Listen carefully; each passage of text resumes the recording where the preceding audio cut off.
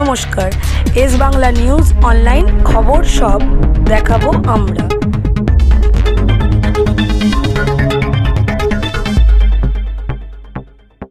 16ই August মাননীয় মুখ্যমন্ত্রী মমতা বন্দ্যোপাধ্যায় খেলা দিবস হিসেবে চিহ্নিত করেছেন। এবছরও আপনাদের খেলা দিবস পালিত হলো, কি বলবেন? আমাদের মুখ্যমন্ত্রী, এই দেশের সর্বশ্রেষ্ঠ মুখ্যমন্ত্রী মাননীয় মমতা বন্দ্যোপাধ্যায়ের অনুপ্রেরণায় সব স্তরের মানুষের জন্যে তিনি খেলা দিবস, যেরকম প্রত্যেক বছর আমরা 16ই আগস্ট খেলা দিবস হিসাবে আমরা পালন করে আসছি এবং খেলার মাধ্যমে সেটা পালিত হয়।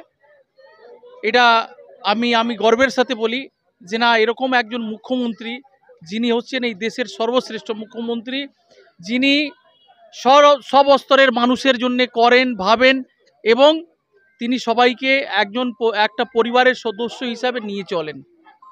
আজকে মঞ্চ থেকে দেখা গেল যে জুনিয়র ডাক্তারকে হত্যা করা হয়েছে, যে মর্মান্তিক হত্যা, সেই হত্যার প্রতিবাদে কিছু মানুষ আজকে যে মমতা বন্দ্যোপাধ্যায়ের মোরালি থেকে র্যালি ছিল, উনি হেঁটেছেন, আপনারাও দেখলেন সভা মঞ্চ থেকে ওনার করলেন, হত্যার শান্তি কামনা করলেন, কি বলবেন?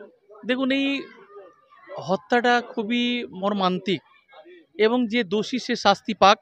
আমাদের মাননীয় মুখ্যমন্ত্রীও চাইছেন যে কঠোরতম শাস্তি পাক, সে ফাঁসি হোক, মানে সব থেকে বেশি যে কঠোরতম শাস্তি সে পাক, ফাঁসি হোক। তার সিবিআই যে তদন্তের ভার নিয়েছে, সিবিআই তাড়াতাড়ি সেই তদন্ত শেষ করে তার সাজা ঘোষণা করা হোক। আমরা সেটা বলছি যে আপনারা দেখুন, সব থেকে বড় ব্যাপার আপনাকে একটা কথা বলছি। দেখুন, সব থেকে বড় ব্যাপার যেটা হচ্ছে যে কে কি বলছে বলতে দিন, ওইসব আমরা ওর মধ্যে যাব না।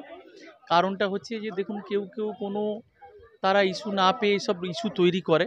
আমরা তো রাজনীতি করি না। দেখুন, একজন চিকিৎসক মারা গেছেন, সেটা নিয়ে রাজনীতি না করাই ভালো।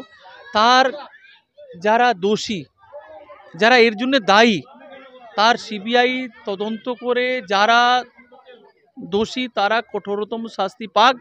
তার জন্য রাজ্য সরকার এবং আমরা সবাই চাইছি খুব দ্রুত তার শাস্তি হোক। এই জন্য কি আপনারা কি কোনো প্রতিবাদ করছেন?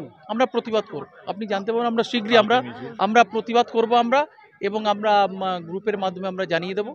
আমরা খুব শীঘ্রই এর প্রতিবাদ। সন্দীপ ঘোষকে তো অ্যারেস্ট করা হয়েছে, যিনি অ্যাসিস্ট্যান্ট, সেটার ব্যাপারে ওটা এর ব্যাপার আছে, ওটার